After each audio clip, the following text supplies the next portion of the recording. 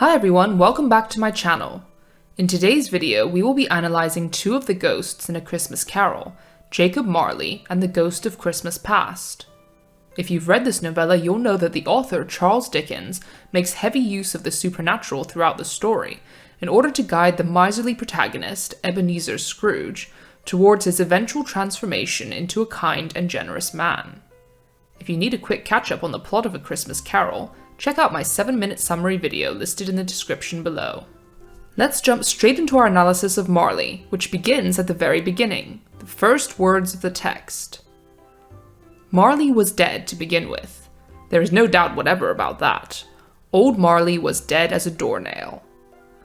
This seems like quite an abrupt and morbid way to begin a book, especially one about Christmas. But just to drive this point home even further, Dickens refers to Marley's death again just a few paragraphs down. This reference to Hamlet is significant because Hamlet's father appears to him as a ghost at the beginning of the play, and this implies to the reader right away that Marley will appear to Scrooge as a ghost at some point as well. Now this might seem like kind of a spoiler so early on in the novella, but it is there for a reason. First of all, it immediately captures the attention of the reader, which was important in Dickens' time because interested buyers would usually read the first page of a book to determine whether or not they wanted to purchase it. And just from the opening paragraphs, we can already assume that this will likely be a story involving ghosts and the redemption of the miserly protagonist. It also creates an instant impression in the reader's mind of the importance of Marley to the plot of the story and his relationship with Scrooge. This is one of the main questions we are trying to uncover with our analysis. Why is the appearance of Marley in particular so important to Scrooge's redemption?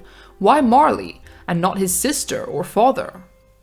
Well, their relationship is made very clear from the beginning when Dickens writes, "Scrooge and he were partners for I don't know how many years. Scrooge was his sole executor, his sole administrator, his sole assign, his sole residuary legatee, his sole friend, and sole mourner."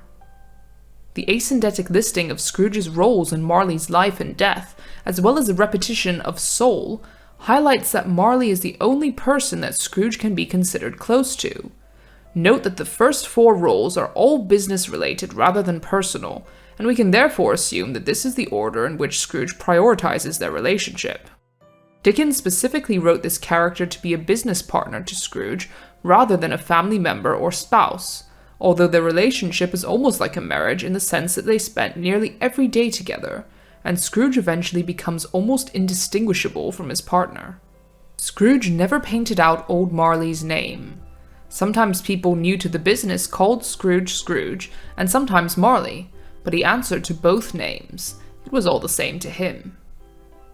The fact that Scrooge chose to keep Marley's name on the door and answer to both names is not just because he's lazy.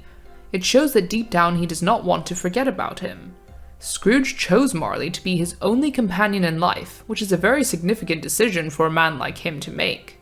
Clearly, he admired Marley's obsession with business and money, which is why he behaves so much like him now.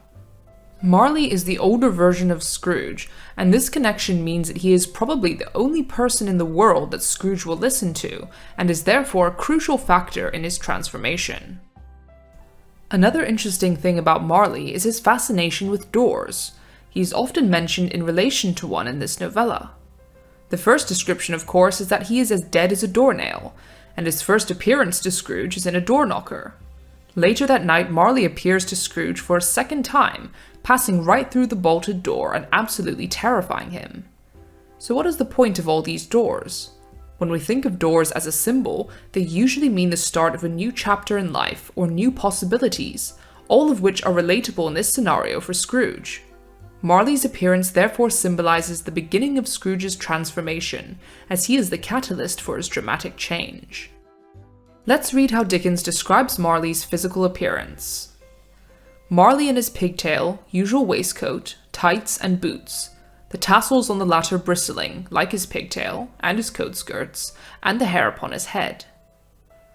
The idea of pigtails, tights, boots, and tassels might seem strange to us, particularly for a businessman, but to a reader in Dickens' time, it would have been quite easily recognizable as an older style of fashion. kind of like how we associate leg warmers, leotards, and shoulder pads with the 80s. This confirms that Marley is older than Scrooge, and therefore has probably influenced the way Scrooge behaves now during the years that they are partners. He also carries a long chain with him, which is described like this. The chain he drew was clasped about his middle. It was long and wound about him like a tail, and it was made, for Scrooge observed it closely, of cash boxes, keys, padlocks, ledgers, deeds, and heavy purses wrought in steel. Because Marley is a moneylender, his chain is made up of the tools of his trade, and reinforces his obsession with money-making during his life. In order to conduct his business, he would have had to take advantage of people who were poor and likely to get into debt. The simile, wound about him like a tail, gives him an almost animalistic quality which dehumanizes him. Clearly, moneylenders were not much liked by Dickens. Marley then goes on to say, "I wear the chain I forged in life," replied the ghost. "I made it link by link and yard by yard. I girded it on of my own free will, and of my own free will I wore it." The fact that Marley's suffering is a result of his exploitation of the poor makes it hard to sympathize with him despite his pitiful state. He appears to be in a sort of purgatory, an in-between place between heaven and hell where the souls of sinners were sent to suffer until they repented. Marley's particular form of penance is to travel endlessly on the wings of the wind and to observe the actions of his fellow man. His message to Scrooge is extremely rhythmic and poetic, using lots of phrase repetition and asyndetic listing. For example, "I cannot rest, I cannot stay, I cannot linger anywhere."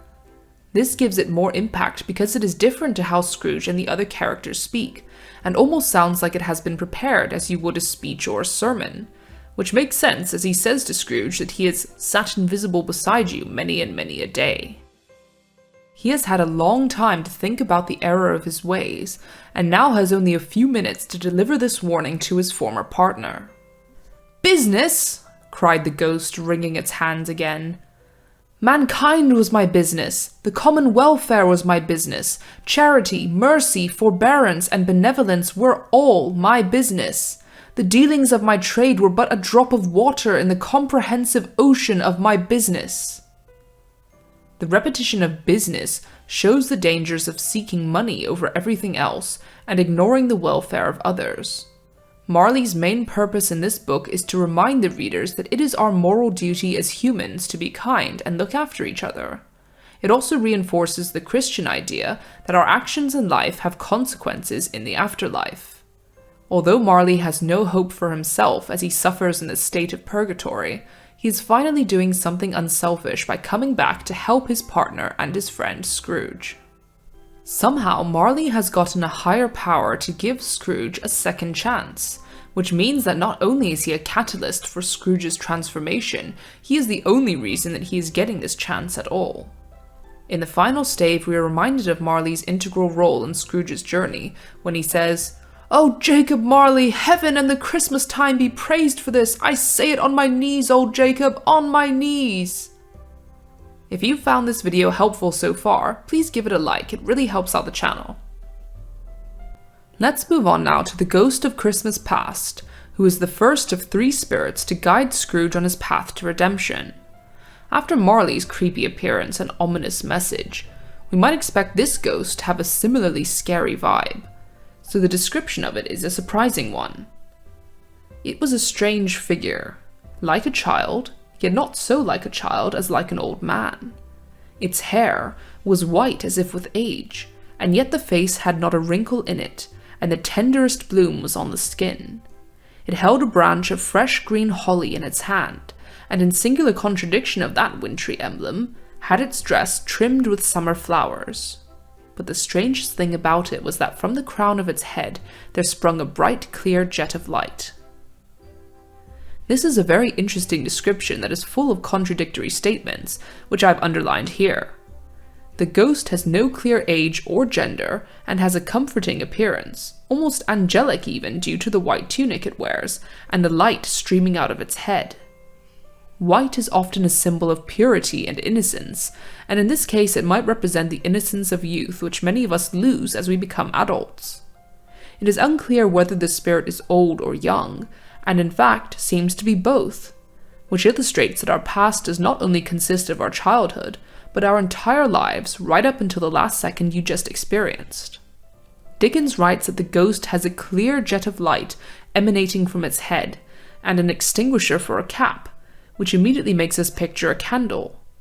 Candles have been used in literature as a metaphor for the briefness of life, which is certainly relevant for this ghost. Right from the start, Scrooge seems to have an aversion to the light the ghost gives off, which may be because light is a symbol of truth, which the ghost is about to show him a lot of.